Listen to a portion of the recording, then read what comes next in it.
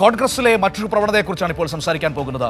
ഇപ്പോൾ കഴിഞ്ഞ ദിവസങ്ങളിലൊക്കെ കോൺഗ്രസുമായി ബന്ധപ്പെട്ട് കേൾക്കുന്ന ഏറ്റവും പ്രധാനപ്പെട്ട ചർച്ചയെന്ന് പറയുന്നത് എംപിമാരൊക്കെ രാജിവെച്ച് നിയമസഭാ തെരഞ്ഞെടുപ്പിൽ മത്സരിക്കാൻ പോകുന്നു എന്നതാണ്. അപ്പോൾ ഫാസിസത്തിന് എതിരായ യുദ്ധമൊക്കെ അവസാനിപ്പിച്ച് കഴിഞ്ഞോ കോൺഗ്രസ് നേതൃത്വം എന്നതാണ് ഏറ്റവും പ്രധാനപ്പെട്ട ചോദ്യം. അടൂർ പ്രകാശൊക്കെ പരസ്യമായി തന്നെ അത് ഏകദേശം സ്ഥിരീകരിക്കുകയും ചെയ്തിട്ടുണ്ട്. മത്സരിക്കാൻ താല്പര്യമുണ്ടോ എന്ന് ചോദിച്ചപ്പോൾ അതിനെ തള്ളിക്കളയുന്നൊരു സമീപനമായിരുന്നില്ല സ്വീകരിച്ചത്. പാർട്ടി ആവശ്യപ്പെടുമ്പോൾ മറുപടി പറയാം എന്നൊക്കെയായിരുന്നു പറഞ്ഞത്. അതുകൊണ്ട് തന്നെ അങ്ങനെ ഒരു പ്രവണത കോൺഗ്രസ് നേതൃത്വത്തിൽ ഇപ്പോൾ ഉണ്ട് എന്നതാണ് ഏറ്റവും പ്രധാനപ്പെട്ട കാര്യം. അതായത് അടുത്ത നിയമസഭാ തെരഞ്ഞെടുപ്പിൽ കൂട്ടത്തോടെ മത്സരിക്കാൻ എംപിമാർ ഉണ്ടാകും എന്നാണ് ഇപ്പോൾ അവരുടെ വാക്കുകളിൽ നിന്ന് നൽകുന്ന സൂചന. പക്ഷേ അത് തടയാൻ ഏതു വിധേനയും പ്രതിപക്ഷ നേതാവ് രംഗത്തുണ്ട് എന്നത് കോൺഗ്രസിൽ മറ്റൊരു പോരാട്ടത്തിലേക്ക് വഴി തുറക്കുന്നു എന്ന വാർത്ത ഇപ്പോൾ നമ്മുടെ മുൻപിലേക്ക് വരികയാണ്. മാനസ തിരുവനന്തപുരത്ത് നിന്ന് വാർത്തയുടെ വിവരങ്ങൾ നൽകാനായി നമ്മളോടൊപ്പം ചേരുകയാണ്. നോക്കാം എന്താണ് കോൺഗ്രസിൽ സംഭവിച്ചുകൊണ്ടിരിക്കുന്നതെന്ന്. മനസ്സ്, ഗുഡ് മോർണിംഗ്.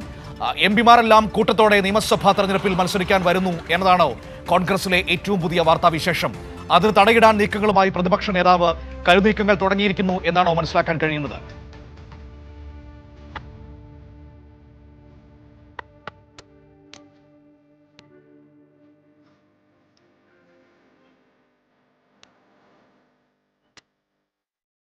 അതോടൊപ്പം തന്നെ സംഘടനയിൽ ധാരാവാഹികളെ ചൊല്ലിയുള്ള തർക്കം ഇത് പതിവ് കാഴ്ച തന്നെയാണ് ഈ കോൺഗ്രസിനെ സംബന്ധിച്ച്. അത് തന്നെയാണ് ഇപ്പോഴും തുടരുന്നത്. തെരഞ്ഞെടുപ്പ് ഇവിടെ അടുത്തിരിക്കുകയാണ്. അതിനിടയിലാണ് ഈ എംപിമാരൊക്കെയും തന്നെ, അതായത് കേരളത്തിലുള്ള എംപിമാരൊക്കെയും തന്നെ സ്ഥാനാർത്ഥികളാകാനുള്ള ഒരു മോഹം അല്ലെങ്കിൽ ആഗ്രഹം പ്രകടിപ്പിക്കുന്ന ഒരു രീതി ഉണ്ടാകുന്നത്. പരസ്യമായി തന്നെയാണ് ചില എംപിമാരൊക്കെയും തന്നെ ഇതിനോട് പ്രതികരിക്കുന്നത് എന്നുള്ളതാണ് എടുത്തു പറയേണ്ടത്. നമുക്കറിയാം, അടൂർ പ്രകാശ് പോലുള്ള എംപിമാരൊക്കെയും തന്നെ ഈ ഒരു ഘട്ടത്തിൽ പരസ്യമായി തന്നെ തന്റെ നിലപാട് വ്യക്തമാക്കിക്കൊണ്ട് മുന്നോട്ട് വന്നിട്ടുണ്ട്. അതായത് നേതൃത്വം തീരുമാനിക്കുമെന്ന പ്രതീക്ഷയൊക്കെയും തന്നെയാണ് എംപിമാർ അറിയിക്കുന്നതും. കെ സുധാകരനാണെങ്കിലും അതോടൊപ്പം തന്നെ കൊടിക്കുന്നിൽ സുരേഷ് ആണെങ്കിലും അടൂർ പ്രകാശ്, ബെന്നി ബെഹനാൻ തുടങ്ങിയ എംപിമാരൊക്കെയും തന്നെ, അതായത് കേരളത്തിലെ ഒട്ടുമിക്ക എംപിമാരൊക്കെയും തന്നെ ആ ഒരു ആഗ്രഹം പ്രകടമാക്കുന്ന ഒരു രീതി തന്നെയാണ്. നേതൃത്വത്തെ പ്രതിരോധത്തിലാക്കുന്ന പ്രസ്താവനകളൊക്കെയും തന്നെ ശശി തരൂർ നടത്തുമ്പോഴും ശശി തരൂരിനും കേരള രാഷ്ട്രീയത്തോട് അല്ലെങ്കിൽ സംസ്ഥാന രാഷ്ട്രീയത്തിലേക്ക് ഇറങ്ങാനുള്ള ഒരു ആഗ്രഹം തന്നെയാണ് ഈ ഘട്ടം വരെ പ്രകടമാക്കിയിട്ടുള്ളത്. അത് നമ്മൾ തന്നെ ചില പ്രതികരണങ്ങളിലൂടെ തന്നെ കണ്ടിട്ടുള്ളതാണ്. ഈ ഒരു ഘട്ടത്തിൽ എങ്ങനെയാണ് ഈ എംപിമാരൊക്കെയും തന്നെ തെരഞ്ഞെടുപ്പ് വരുന്നതോടുകൂടി കേരള രാഷ്ട്രീയത്തിലേക്ക് ഇറങ്ങാനുള്ള ഒരു ആഗ്രഹം പ്രകടമാക്കുന്നത് എന്ന്. ഈ ഒരു ഘട്ടത്തിൽ പറയാനുള്ളത് പ്രതിപക്ഷ നേതാവ് വി ഡി സതീശന്റെ ഒരു നിലപാടാണ്. അതായത് ഇത്തരത്തിൽ എംപിമാരൊക്കെയും തന്നെ കേരളത്തിൽ സംസ്ഥാന രാഷ്ട്രീയത്തിലേക്ക് ഇറങ്ങാനുള്ള ഒരു മോഹം അറിയിക്കുമ്പോഴും അതിനോട് കാര്യമായ മതിപ്പ് കാട്ടാത്ത രീതിയിലാണ് പ്രതിപക്ഷ നേതാവ് ഉള്ളത്.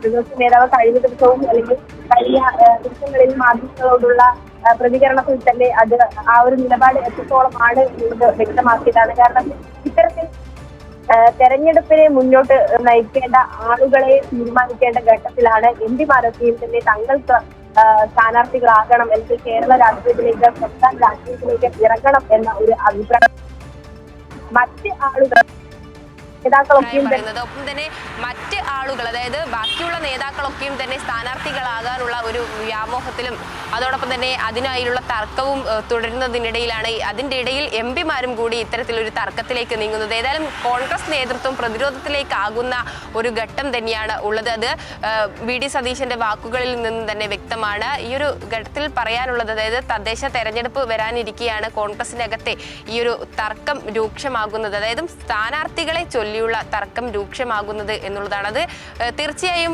ഈ ഒരു തെരഞ്ഞെടുപ്പിനെ കാര്യമായ രീതിയിൽ തന്നെ ബാധിക്കാനുള്ള ഒരു നില തന്നെയാണ് ഉള്ളത്. എല്ലാ എംപിമാരും രാജിവെച്ച് സംസ്ഥാന രാഷ്ട്രീയത്തിലേക്ക് ഇറങ്ങിത്തിരിക്കുമ്പോൾ അതൊരു വലിയ ഒരു തർക്കം തന്നെയായിരിക്കും. കാരണം എല്ലാ മണ്ഡലങ്ങളിലും ഇത്തരത്തിൽ സ്ഥാനാർത്ഥികളെ നിർണ്ണയിക്കുമ്പോൾ തർക്കം കോൺഗ്രസിന്റെ മാത്രം പ്രശ്നമാണ്.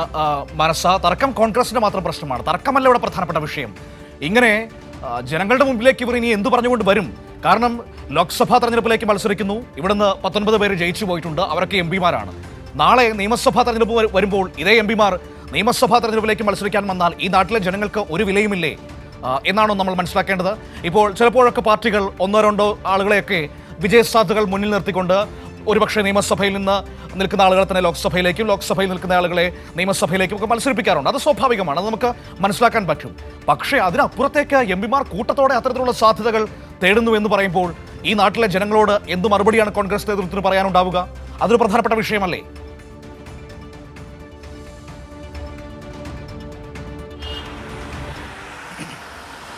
അതുതന്നെയാണ് മനു, ജനപ്രതിനിധിയാണ്, അതായത് ജനങ്ങൾ തെരഞ്ഞെടുത്ത് ലോക്സഭയിലേക്ക് അയച്ച എംപിമാരാണ്, അല്ലെങ്കിൽ ആളുകളാണ്, ഈ നേതാക്കളാണ് എന്നുള്ളതാണ്.